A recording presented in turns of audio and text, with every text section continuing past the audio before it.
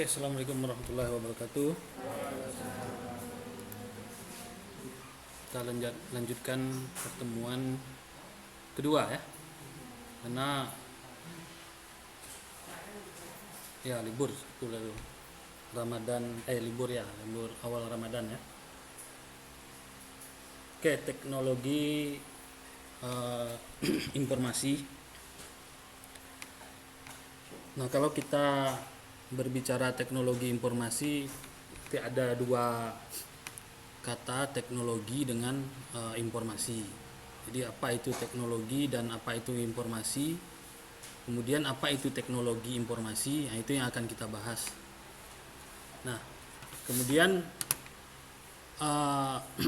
bagaimana peran teknologi informasi di dalam dunia pertanian ya. Nah, karena kita jurusan pertanian.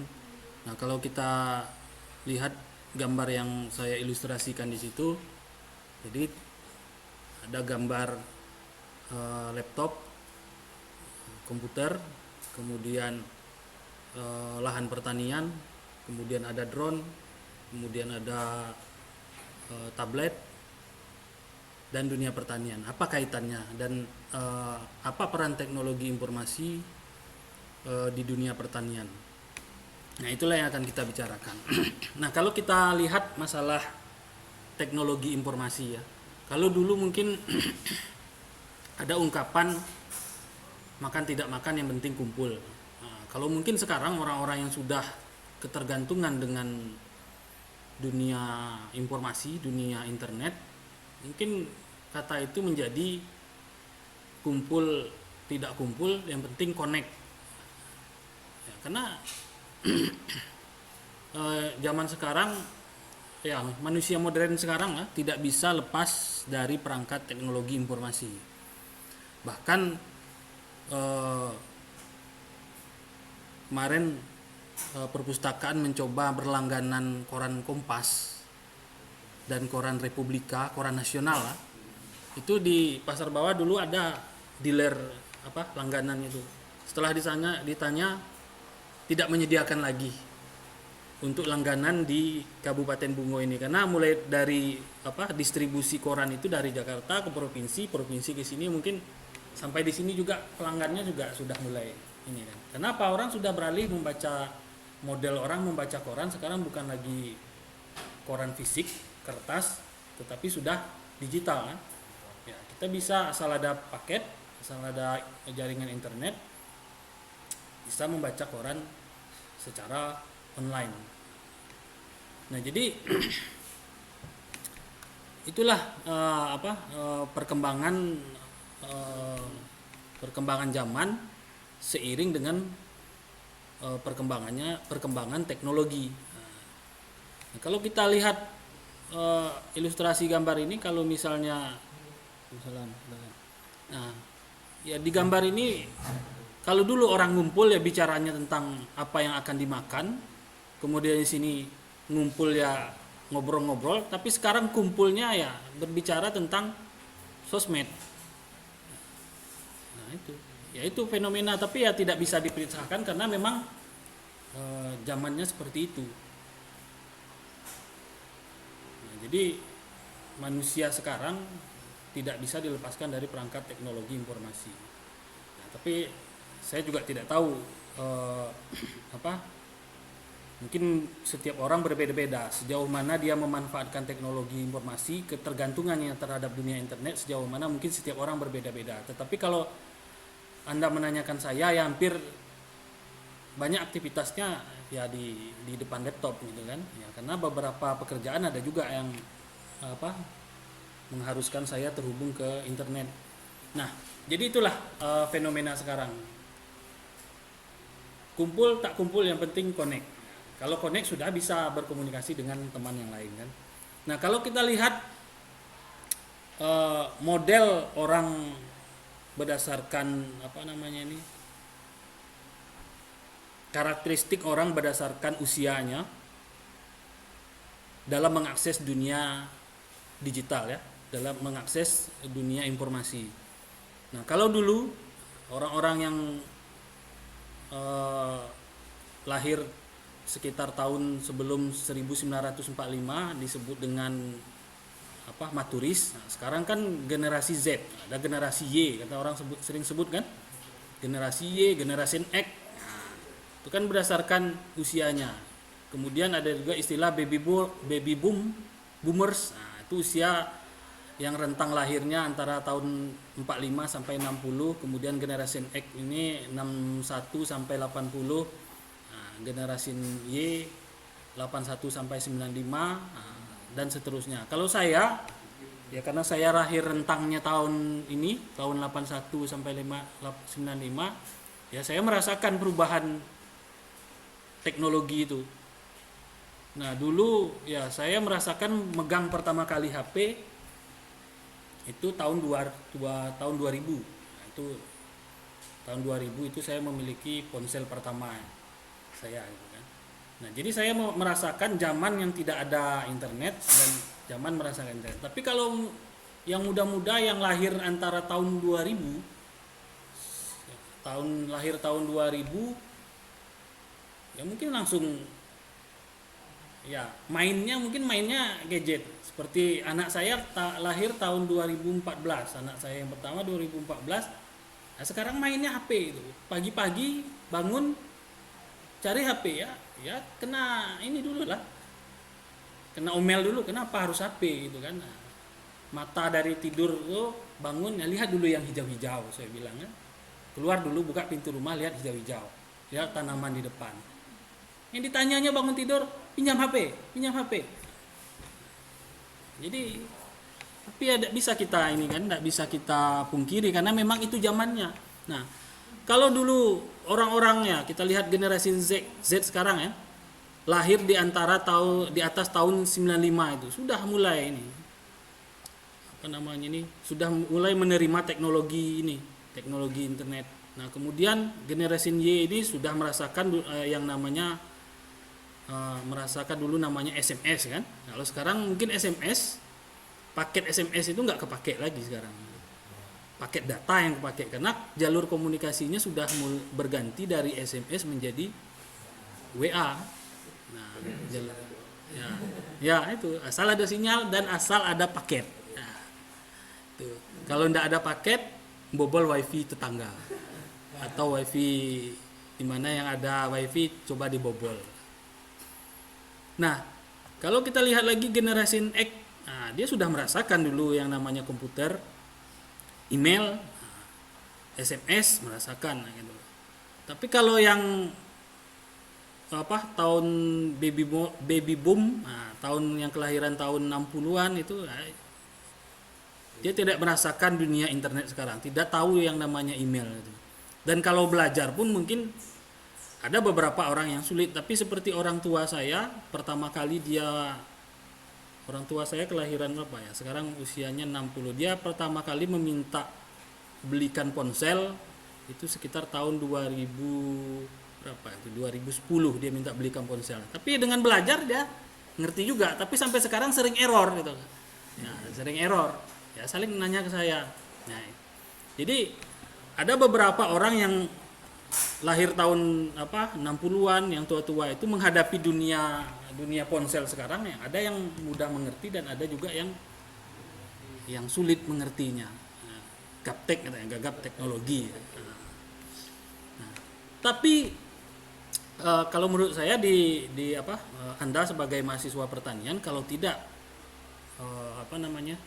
kalau dibilang saya kan jurusan pertanian, untuk apa mengerti dunia teknologi, apalagi dunia internet, apalagi dunia IT, itu apa saya mengerti. Nah, kita tidak tahu 5 tahun 10 tahun ke depan dalam dunia kerja kita tidak tahu modelnya seperti apa. Sekarang aja pelaporan kerja kita sudah banyak menggunakan internet online. Form pelaporan sudah banyak yang diisi online. Sudah jarang menggunakan kertas lagi sekarang. Semuanya menggunakan digital. Jadi kalau kita menghindari dunia teknologi, ya kita menghindari perkembangan dunia berarti. Kalau kita menghindari, saya tidak maulah belajar, saya tidak mau tergantung dengan laptop, dengan komputer, ya berarti kita akan meninggalkan sendiri dunia itu kan. Nah, jadi eh, walaupun kita jurusan pertanian, ya kita harus memahami dunia IT. Kita bukan jurusan teknologi informasi atau anak jurusan informatika, tapi ya kita harus memahami gitu kan. Nah, kalau Anda sempat mencari, mendownload bukunya ini ya, History of Dunia Pertanian, History World Agriculture. Nah, kalau kita lihat zaman dulu, periode sampai tahun 1800-an di mana mayoritas pekerja adalah petani yang hidup di sekitar lahan pertanian. Jadi sektor pertanian yang dikerjakan dengan tangan gitu kan, dengan tangan. Kemudian tidak ada sentuhan mesin, tidak ada sentuhan teknologi, apalagi sentuhan teknologi informasi gitu kan. Nah, kalau Anda mau cari-cari bacaan juga bisa baca ini, menyusuri kemajuan pertanian dalam sejarah Islam. Ada juga itu. Siapa dulu yang mengembangkan pertanian, tapi tidak jauh seperti inilah dunia pertanian zaman dulu. Nah, sangat berbeda dengan sekarang. Model pertanian seperti ini sekarang. Nah, ini untuk mengetahui ya, kebunnya misalnya kebunnya jaraknya ratusan kilo dari kantornya, dari rumahnya, ya bisa memantau berapa temperatur di kebun sana, kemudian berapa kelembapan di kebun sana, ya bisa dipantau jarak jauh menggunakan teknologi, menggunakan sensor dari teknologi gitu kan. Nah, kemudian juga mengukur luas lahan pertanian, bahkan mengukur berapa jumlah misalnya ada perkebunan sawit ratusan hektar, berapa jumlah pohon sawit, itu tidak perlu dihitung manual, turun hitung satu persatu jalan kaki. Dengan menggunakan drone sudah bisa dihitung, dipetakan, jumlahnya juga sudah bisa, berapa luasnya menggunakan teknologi.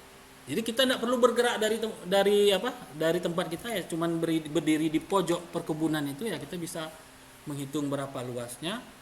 Kemudian bahkan sekarang sudah ada teknologi drone memantau kesehatan tanaman sawit itu berdasarkan indeks warna daun yang ditangkap oleh kamera drone itu. Nah, jadi kamera drone itu memotret, kemudian dia menghitung berapa jumlah pokok pohon sawitnya itu. Kemudian dari warna itu, nah kalau Anda belajar ini kan, belajar kesehatan tanaman, dari warna itu kan akan berhubungan dengan klorofilnya kan. Nah, kalau klorofil berarti berhubungan dengan haranya nanti kan. Hara yang diserapnya berhubungan juga dengan kesehatannya.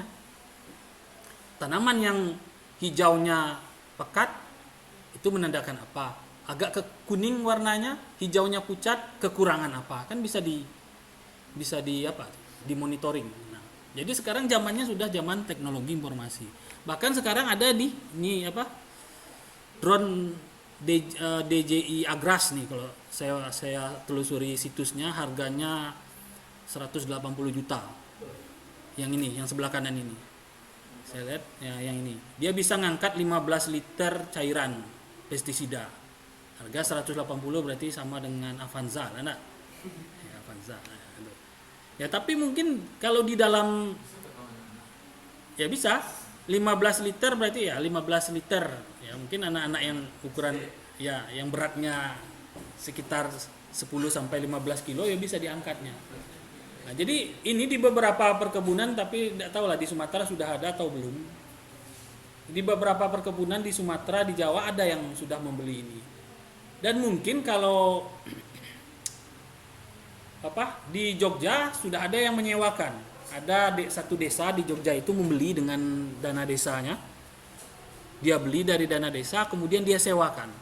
Jadi masuk ke BUMDesnya, Badan Usaha Milik Desa. Kalau di Sumatera Barat BUMNAK kan, Badan Usaha Milik Nagari gitu kan. Jadi dia sewakan per tangki berapa gitu. Jadi masuk uangnya. Di Jogja sudah ada itu, saya di Jogja, Semarang sudah ada desa yang mempunyai ini. Jadi mungkin sudah pernah dihitung kalau menyewa orang untuk menyemprot pestisida sekian rupiah, dengan menyewa ini sekian rupiah, mungkin lebih irit ya, lebih baik sewa gitu kan. Dengan ukuran berapa hektar, masukkan pestisida sekian liter, tinggal jalankan saja, semprot gitu. Nah, itulah perbedaan dunia pertanian dulu dengan sekarang. Sudah ada sentuhan teknologinya. Pertanian modern, pemanfaatan teknologi informasi. Nah, ini adalah, ya ini sama dengan tadi ilustrasinya, zaman usia dunia pertanian, ada usia industri, kemudian usia teknologi informasi ya. Tahun 1957 sampai sekarang sudah mulai memanfaatkan teknologi informasi. Nah, ini juga kalau dulu alat-alat pertanian banyak menggunakan secara mekanik ya, secara mekanik. Kalau sekarang sudah seperti ini. Mesin. Kalau dulu kan alat-alat mekanik seperti ini kan.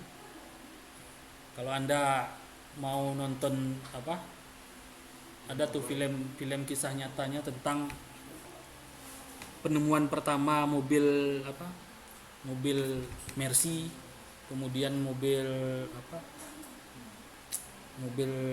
yang mewah-mewah sekarang tuh Lamborghini, Ferrari. Anda lihat Ferrari pertama kali ditemukan ya dari mesin apa itu? Mesin pertanian, digunakan untuk mesin pertanian, diubah sekarang menjadi mobil sport kan. Padahal dulu digunakan untuk mesin pertanian. Nah, yang semuanya geraknya mekanik gitu kan. Nah, ini merupakan evolusi dari manusia. Tapi kalau misalnya Anda tidak percaya dengan teori evolusi ya, ini sekedar ilustrasi ya. Kalau saya juga tidak percaya kalau manusia itu dari kera gitu kan. Nah, tidak percaya juga gitu kan. Nah, tapi ini saya ambil ya sebagai ilustrasi di mana perubahan manusia yang dari primitif menjadi modern. Nah, dia untuk dalam kehidupannya menggunakan perangkat-perangkat keras, sampai sekarang sudah mulai menggunakan perangkat lunak, software untuk aktivitas kehidupannya. Jadi itulah perubahan. Nah, kalau kita bayangkan juga 10 tahun ke depan seperti apa perubahan teknologi ini.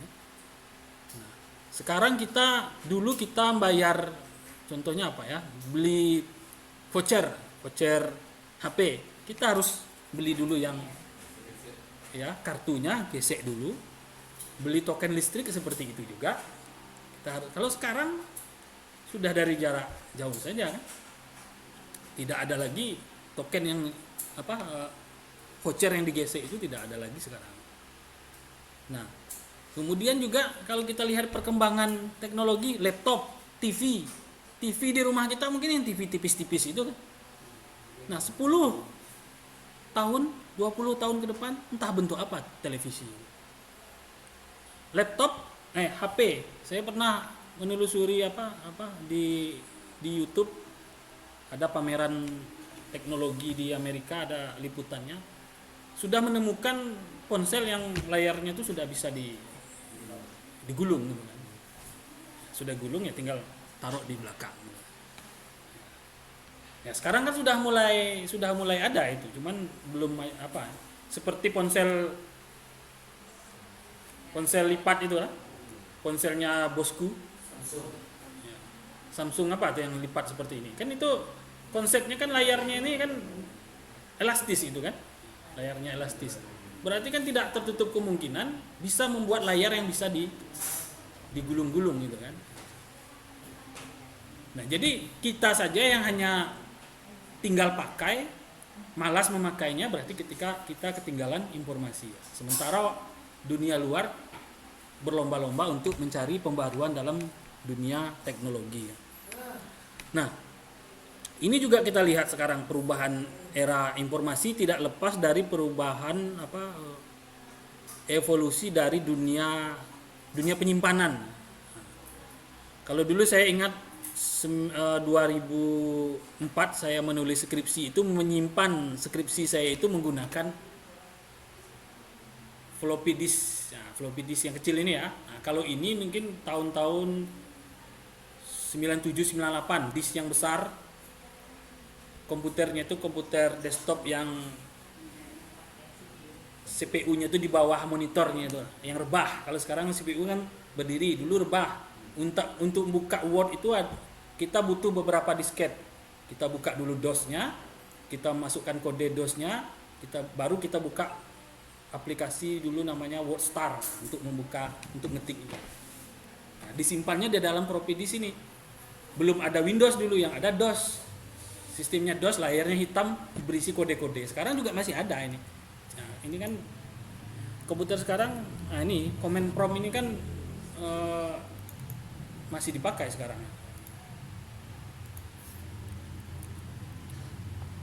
Nah, ini kan dulu seperti ini kodenya. Nah, kalau kita mau buka, ya, buka, kemudian kalau kita mau buka drive D ya ketik dir. Nah, ini isinya drive D, ini isi drive C, ini C.2.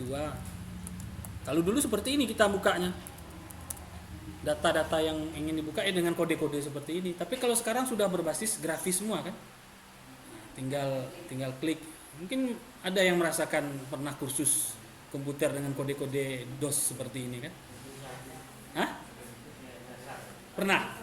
Pernah merasakan seperti ini nih. Nah, ini pakai kode-kode untuk buka ya dir, kemudian untuk pindah ke folder lain saya lupa kode-kodenya. Make directory untuk buat folder kan. Nah, MD, titik MD, titik enter itu untuk buat folder. Nah, kalau sekarang buat folder ya tinggal klik kanan saja. Kalau dulu buat folder, pindah folder, berganti ke file yang lain harus mengetikkan kodenya itu. Nah, jadi ini perubahan era informasi, perubahan juga media penyimpanan informasi tersebut. Dari disket, CD, DVD, USB, SD card. Nah, sekarang sudah mulai penyimpanan cloud. Salah satu model penyimpanan cloud itu kan Google Drive. Ya kan? Kita punya akun Gmail itu Google kan kita dapat 15 GB free itu kan. Kalau kita mau nambah sampai 100 GB kita harus bayar.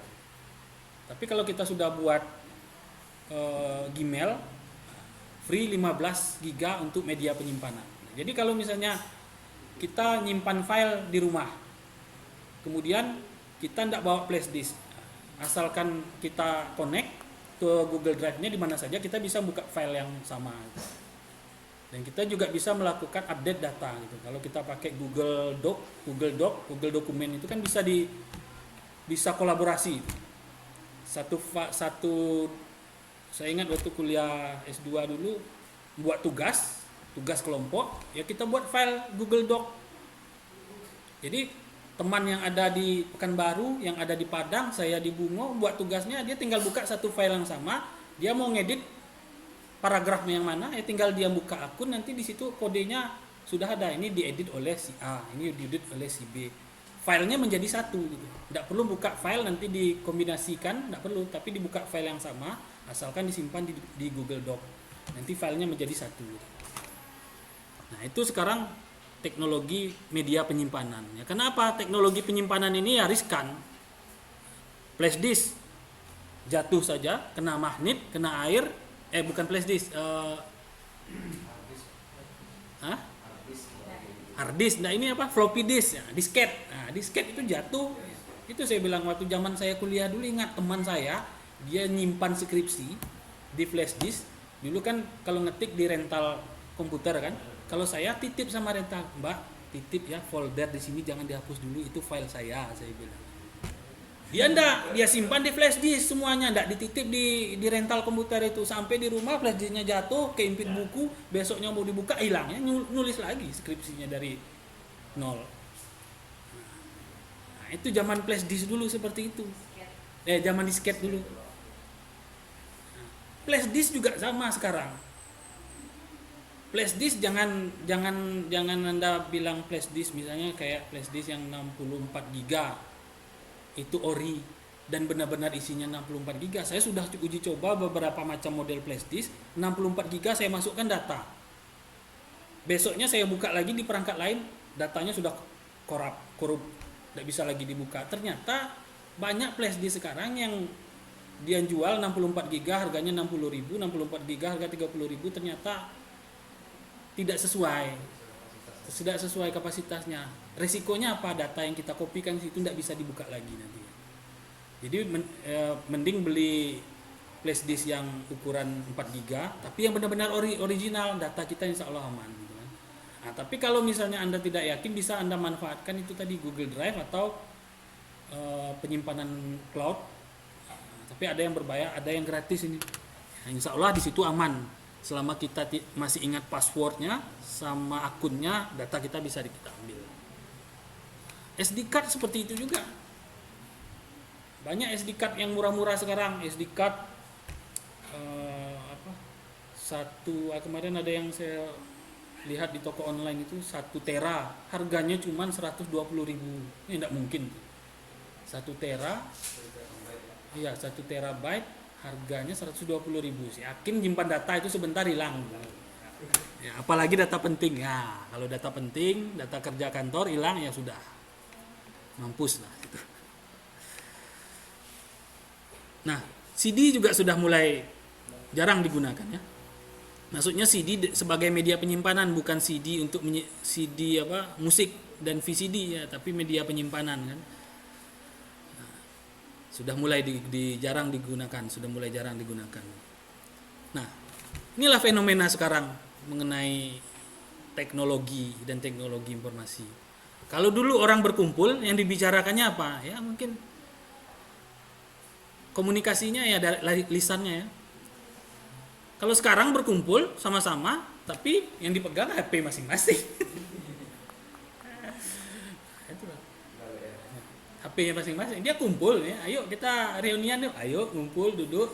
Tapi pas ngumpul ya HP, sibuk dengan HP masing-masing. Kalau dulu ngumpul ya memang heboh-hebohan gitu kan.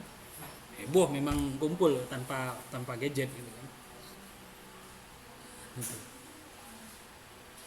Jadi teringat juga ini khutbah Jumat di Masjid Al-Furqan hari Jumat lalu. Hari Jumat lalu sudah Ramadan? Belum ya? Belum ya. Hari Jumat lalu masjid sana yang khotibnya tuh khutbah seperti ini. Jangan kita terlalu dengan ini. Dia bilang Ronaldo saja di saat merumput, dia main ke lapangan, Anda enggak dia bawa ponsel? Tidak dibawa ponsel kan, ponselnya pasti ditinggal kan. Nah, jangan sampai kita beribadah sholat Jumat, ponsel juga ini pas di depan saya ada bapak-bapak, dia khotbah di depan, bapak-bapak itu sering ini pas khatibnya ngomong itu langsung kayaknya kena. Tapi mungkin khatibnya nggak lihat bahwa bapak-bapak yang depan itu sedang megang HP di saat orang khutbah ya. Tapi dia membuat entah mungkin ada yang terasa, ada yang apa. Jadi kalau kita beribadah tinggalkanlah dulu semuanya. Fokuslah ibadah. Ronaldo saja yang tidak beragama, dia main sepak bola. Kalau sempat main sepak bola sambil megang kayak gini juga ya, bolanya kan tidak dapat nanti kan, tidak boleh juga. Nah ini kita beribadah katanya, beribadah menghadap Tuhan. Kenapa harus membawa ponsel juga? Di depan saya lihat bapak-bapak itu lagi buka WA. Khatibnya ngomong itu langsung masuk kantong, langsung skakmat gitu. Nah jadi sekarang modelnya seperti itu. Nah, anak-anak sudah megang ponsel. Nah, kalau dulu mainnya ini main apa nih? Ini main apa nih? Yang garis, saya tidak tahu namanya. Apa namanya itu? Dulu saya ingat namanya itu. Ya mulai dari pakai apa? Batu atau koin sampai ke yang di atas ini kan. Ini main apa namanya? Saya juga lupa. Kalau ini main karet biasanya. Main diputar kan? Nah, kalau ini main apa? Yang lari di apa tuh? Main apa? Ya.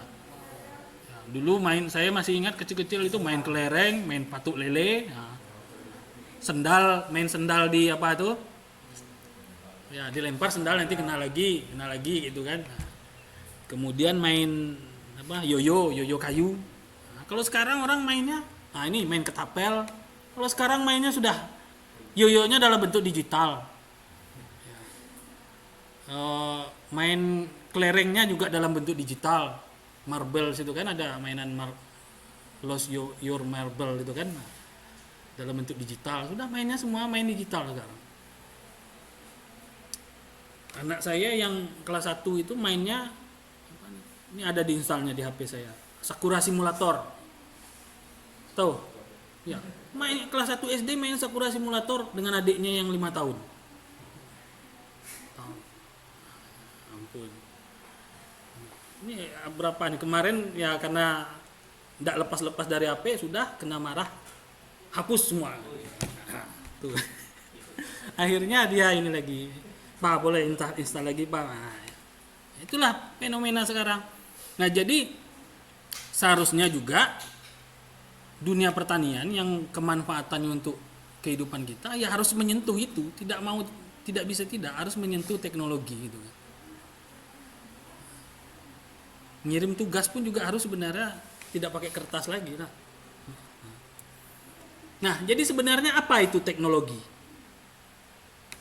Jadi menurut pasal 1 ayat 2 Undang-Undang Nomor 18 Tahun 2002 tentang Sistem Nasional Penelitian dan Pengembangan dan Penerapan Ilmu Pengetahuan, teknologi itu adalah cara atau metode serta proses atau produk yang dihasilkan dari pemanfaatan berbagai disiplin ilmu pengetahuan yang menghasilkan nilai bagi pemenuhan kebutuhan, kelangsungan, dan peningkatan mutu kehidupan manusia.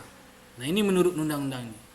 Nah menurut Dikti, teknologi merupakan ilmu terapan yang telah dikembangkan lebih lanjut meliputi perangkat keras, hardware, maupun perangkat lunak, software, dan pengembangan lebih lanjut ilmu terapan tersebut dilakukan melalui kegiatan penelitian dan pengembangan.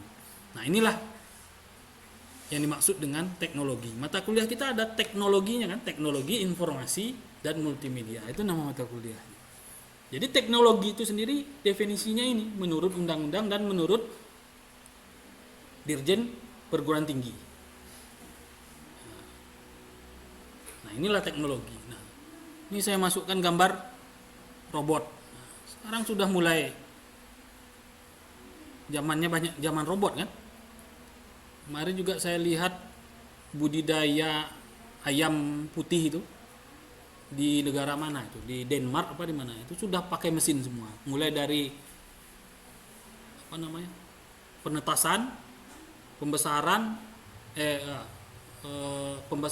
kemudian panen sampai menjadi sosis pakai mesin semua. Orangnya cuma berapa orang. Jadi sudah mengurangi tenaga manusia. Ini sudah pakai mesin semua. Tapi ini Anda boleh nonton film ini. Judulnya iRobot. Pemerannya Will Smith, orang kulit hitam itu. Pernah nonton? Nah, ya. Coba cari nanti filmnya iRobot tentang teknologi. Jadi di film iRobot yang dibintangi Will Smith itu entah tahun 1000 berapa di film itu kan. Jadi dunia ini sudah dikuasai, sudah banyak peran robotnya. Yang nunggu minimarket robot, gitu kan? Yang jadi supir taksi robot di film itu ya, di film itu. Ya, Yang belanja robot juga. Jadi orang banyak di rumah sekarang. Nah, tetapi di film itu ada pada satu saat kalau Will Smith itu dia yang tidak setuju dengan robot ini. Jadi pada satu saat robot itu kan menggunakan software kan. Softwarenya itu mungkin terkena virus. Akhirnya apa? Robot itu yang memerangi kehidupan manusia. Manusia itu yang disandra. Manusia itu dimasukkan ke penjara. Manusia ini. Jadi dunia itu dikuasai oleh robot. Manusianya yang ditindas gitu. Akhirnya itulah si Will Smith tadi yang mencoba merusak kembali sistem software robot itu supaya robot itu punah. Jadi bagaimanapun peran robot, tetapi ada yang tidak bisa oleh robot dibanding manusia. Apa itu yang tidak bisa? Ini hati dan akal itu tidak bisa. Kalau akal boleh lah, robot berakal juga, tapi hati tidak bisa. Robot tidak punya hati. Kalau kita melihat orang jatuh di depan kita kan, perasaan kita kasihan, perasaan sakit, hibah. Tapi robot mana? Dia sudah kalau programnya untuk diprogram A ya A gitu kan. Sama seperti pesawat terbang. pesawat terbang yang jatuh dari Jakarta ke Bangka kemarin? Lion Air ya? Lion Air yang pakai mesin apa kemarin tuh? Airbus ya, Airbus 737 ya. Bukan Air Max apa tuh? Nah, dari hasil investigasinya saya nonton di YouTube, kesalahannya sebenarnya kan kesalahan software. Dari investigasinya, ternyata pabriknya itu ada membuat software baru yang untuk menghitung untuk kalau pesawat itu naik, dia kan harus datar seperti ini kan. Tetapi softwarenya itu menukikkan moncongnya itu ke bawah. Sementara si pilot tidak diajarkan bagaimana cara menaikkan kembali. Karena untuk mengurangi biaya produksi supaya untung si perusahaan pesawat itu menjadi lebih besar. Seharusnya setiap pengeluaran software baru, perangkat baru, pilot harus mendapatkan pelatihan. Karena dia tidak mengurangi biaya produksi untuk pelatihannya, dia kurangi supaya untung besar. Akhirnya pilot tidak tahu. Itu yang pesawat yang jatuh kan, berapa pesawat yang jatuh dengan jenis yang sama. Akhirnya si direktur perusahaan itu kan kena hukum di pas zamannya presiden presiden Amerika yang kemarin rambut putih ini, Donald Trump itu kan, Donald Trump memanggil direkturnya itu, dia dapat sanksi dan dia minta maaf seluruhnya, dan pesawatnya itu kan harus dirumahkan dan pilot mendapat pelatihan. Nah, hasil investigasinya itu kesalahannya bukan kesalahan pilot tapi software. Nah, jadi sebenarnya seberapapun teknologi maju, tetap keberadaan peran manusia tetap harus ada. Nah, sama seperti pesawat Malaysia yang hilang sampai sekarang juga tidak ditemukan itu. Ya, itu kan dari hasil investigasinya pesawat itu entah mutar kemana-mana gitu kan. Kemungkinan juga softwarenya sudah disusupi, GPS-nya tidak tentu lagi kan. Ya si pilot kan juga tidak bisa ini kan, dia mau berangkat dari sini ke mana dia pesawat itu? Hongkong ya? Hongkong Cina. Dia tidak jelas kan, di atas itu tidak ada jalurnya kan. Ya, tapi pesawat sebenarnya tidak boleh juga keluar dari jalur. Nah, tapi dia terpaku dengan software yang ditampilkan, tidak tahu juga ya pesawat itu entah kemana-mana sampai habis bahan bakar, sampai sekarang tidak ditemukan katanya, tidak tahu masalahnya apa. Itu permasalahan dari software kan, perangkat lunak. Jadi sebenarnya teknologi kemudian tidak ada peran manusianya juga di situ akan membahayakan juga bagi kehidupan manusia. Nah, kemudian di dalam memahami teknologi informasi, nah, tadi istilah teknologi, sekarang istilah informasi. Nah, informasi itu ada data kan? Nah, jadi data itu apa sebenarnya? Data itu adalah sebagai istilah berasal dari kata datum yang berarti fakta atau bahan-bahan keterangan. Data atau bahan-bahan keterangan. Mata kuliah kita teknologi informasi. Informasi itu adalah sekumpulan data. Data itu adalah sekumpulan keterangan atau fakta. Itu data. Nah, informasi adalah sekumpulan data. Nah, kemudian bagaimana sekumpulan data itu diproses menjadi sebuah informasi. Informasi itu bisa diproses lagi untuk dimanfaatkan. Kita membutuhkan alat kan? Alatnya apa? Salah satu alat yang digunakan untuk mengolah data dan informasi dengan akurat dan cepat itu adalah komputer. Nah, makanya dalam kuliah ini kita juga akan belajar hardware komputer, belajar software komputer. Apa itu hardware, apa itu software, apa saja jenisnya. Jadi di dalam teknologi informasi tidak lepas yang namanya komputer. Nah, kalau kita belajar komputer, apakah komputer itu hanya seperti ini bentuknya atau PC yang tinggi itu? Tidak. Apa itu komputer? Nah, kita lihat lagi apa sebenarnya makna komputer. Kalau menurut saya ini sudah namanya komputer juga. Karena ada perangkat output, ada perangkat inputnya. Nah, kalau kemudian ada proses. Jadi kalau kita berbicara komputer itu bukan hanya bentuknya fisiknya seperti laptop atau komputer, tapi lebih dari itu. Komputer itu adalah alat proses, karena sesuai dengan namanya, komputer kan bahasa Inggrisnya. Komputer itu kan dari kata komputasi, komputasi itu kan cara menghitung. To compute bahasa Latinnya, to compute bahasa Latinnya. Bagaimana cara mengolah data? To compute bahasa Latinnya.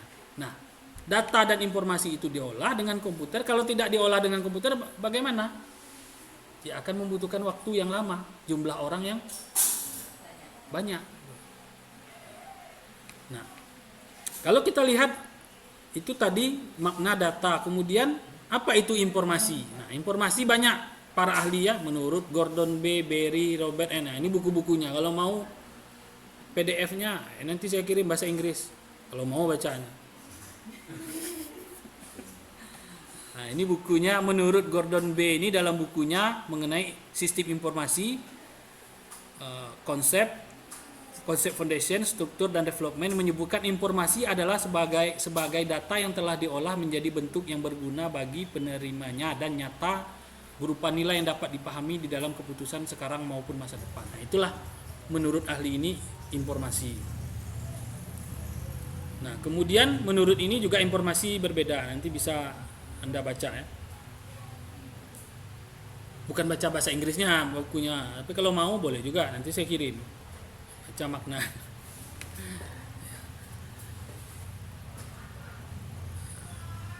Nah, jadi dapat disimpulkan bahwa informasi itu apa? Merupakan hasil dari pengolahan data menjadi bentuk yang lebih berguna bagi yang menerimanya, yang menggambarkan suatu kejadian nyata dan dapat digunakan sebagai alat untuk mengambil suatu keputusan. Nah, itulah informasi. Nah, kalau teknologi informasi, nah kita menggabungkan teknologi dengan informasi. Informasi adalah sekumpulan data, data adalah sekumpulan fakta. Sekumpulan. Nah, jadi kalau kita gabungkan, apa itu teknologi informasi? Jadi para ahli banyak sebenarnya. Teknologi informasi atau istilahnya IT ya, ITE, Information Technology. Nah, ada undang-undangnya itu. Kita punya undang-undang ya, undang-undang ITE kan. Nah, jadi dalam menggunakan teknologi informasi, jadi kita juga tidak bisa sembarangan. Nanti kita bahas juga mengenai undang-undang ITE itu. Jadi teknologi informasi itu adalah segala teknologi apapun yang membantu manusia dalam membuat, mengubah, menyimpan, mengkomunikasikan dan atau menyebarkan informasi, menyatukan komputasi dan komunikasi berkecepatan tinggi untuk data, suara dan video. Itu adalah teknologi informasi. Berarti dengan definisi itu ini termasuk alat teknologi informasi kan, membuat, mengubah, menyimpan. Kenapa? Di sini ada alat inputnya. Alat inputnya kamera. Kamera kita misalnya membuat video misalnya. Kita kamera, kemudian mikrofonnya juga ada di sini. Alat prosesnya apa? Softwarenya, software untuk editing. Banyak software editing kan. Contohnya apa? Yang populer itu, tapi saya jarang menggunakan edit pakai HP ini karena ribet, enak pakai laptop.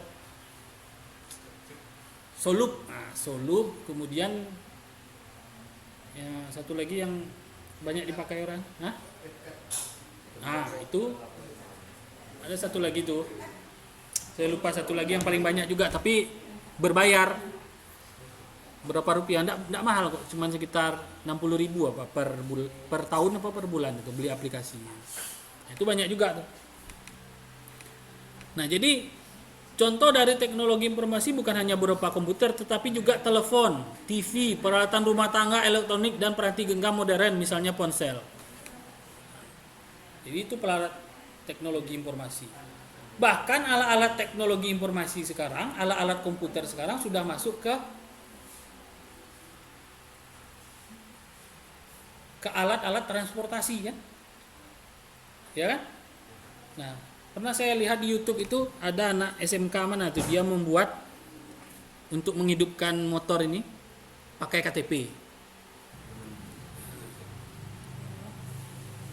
Nah, kemudian apa juga peranan teknologi informasi yang lain di apa? Ya, di rumah kita juga banyak ya untuk mengatur apa? Oven. Nah, oven listrik itu kan bisa diatur kan? Nah, kemudian penanak nasi digital sekarang kan? Nah, penanak nasi digital itu ada yang apa yang bisa diatur nanak yang apa? Yang seperti dandang yang pernah saya bilang. Ya, nanak nasi yang rendah gula. Pakai komputer itu ngaturnya semuanya tuh. Nah, jadi fungsi dari teknologi informasi itu apa? Fungsinya untuk mengcapture, transmit, storage, kemudian retrieve, manipulasi, display. Nah, capture ini apa? Untuk mendapatkan informasi dalam bentuk yang dapat ditransmisikan. Alat capture itu apa? Keyboard, barcode scanner, nah, tapi saya bilang tadi, dokumen scanner, kemudian alat rekam, kamera video, perekam suara, nah, itu termasuk alat capture. Nah, kemudian transmit, memindahkan informasi dari satu tempat lain. Contohnya apa? Radio, kemudian broadcast televisi, kabel TV, satelit, jaringan internet, termasuklah email, itu alat transmit. Kemudian store, memindahkan informasi ke suatu tempat. Nah, ini media penyimpanan ya. Nah, floppy disk, hard disk, memory card, CD-ROM, nah, itu termasuk alat penyimpanan atau store. Kemudian mencari atau menemukan informasi kembali, memanipulasi informasi, kemudian menampilkannya. Ini adalah fungsi dari teknologi informasi. Fungsionalitas teknologi informasi. Jadi fungsionalitas teknologi informasi itu ada 6 ini. Capture, transmit, store, retrieve, manipulasi, dan display. Nah, kemudian pengelompokan teknologi informasi. Jadi Hak, ilmuwan, dan kawan-kawan tahun 2000 membagi teknologi informasi menjadi teknologi masukan, alat input. Ini contohnya alat input. Keyboard, scanner, masih dipakai ini. Mouse. Nah, ini apa nih? Barcode scanner itu kan sering di apa nih? Minimarket. Nah, minimarket untuk scanner harga barang. Nah, ini termasuk alat input atau teknologi input. Kemudian yang kedua adalah teknologi keluaran. Outputnya bisa apa? Printer, monitor, mesin fotokopi, ini proyektor. Nah, sekarang yang untuk nyetak apa tuh? Nyetak baliho yang besar-besar itu apa namanya? Apa namanya? Nah, digital printing itu. Kemudian yang untuk membuat apa? Cutting sticker ya. Nah, cutting sticker untuk membuat huruf apa? Stiker yang apa? Sesuai dengan bentuknya. Cutting sticker yang biasanya untuk ditempelkan ke bodi kendaraan itu, cutting sticker. Itu kan termasuk juga alat output. Nah, kemudian software. Nah, termasuk juga alat teknologi informasi, pengembangan teknologi informasi, perangkat lunak, softwarenya, contohnya, ini macam-macam perangkat lunak itu ya, web browser, Mozilla, Google Chrome, ya. Kemudian untuk desain Corel, nah, untuk foto, Photoshop, nah, itu editing video banyak ya, untuk editing video, Filmora, Sony Vegas, kemudian Adobe Premiere untuk edit. Ya. Habis ya? Saya.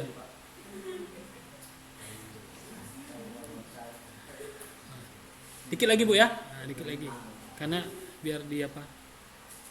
Nah, ini teknologi penyimpanan, hard disk, RAM, dan seterusnya, teknologi proses. Nah, kemudian peranan teknologi perusahaan. Nah, kemudian komponen sistem teknologi informasi itu adalah perangkat keras, perangkat lunak, dan orangnya. Ini contoh dari perangkat keras. Ini contoh dari perangkat lunak, macam-macam nih. Mulai dari game juga perangkat lunak. Nah, ini contoh dari perangkat orangnya, brainware-nya. Jadi perangkat keras, hardware, software, dan brainware. Ada komputer secanggih apapun, software secanggih apapun, kalau orangnya tidak mampu menggunakannya. Tapi kenapa Bapak ngambil foto yang ini, Pak? Enak juga untuk ditengok kan? Nah, ini tadi hubungan. Ya, hubungan antara software, hardware dan brandware. Nah, ini. Hah? Ya, nanti ya, orang Turki. Oke ya. Karena waktu sudah apa? Pas. Nanti materinya saya kirim juga